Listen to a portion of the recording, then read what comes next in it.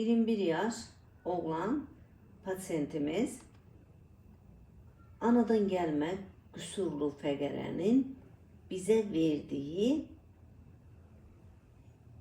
fesat, aşağı döş ve yukarı bel fəqərələrində əyrilik bucağı 69, lardoz bucağı ise 62 derece. Göründüğü kimi anadan gelme kusurlu fəqərə bu yaşa kadar ne kadar rentgen olsa da, muayene olsa da bu fəqərə barədə məlumat verilməyib.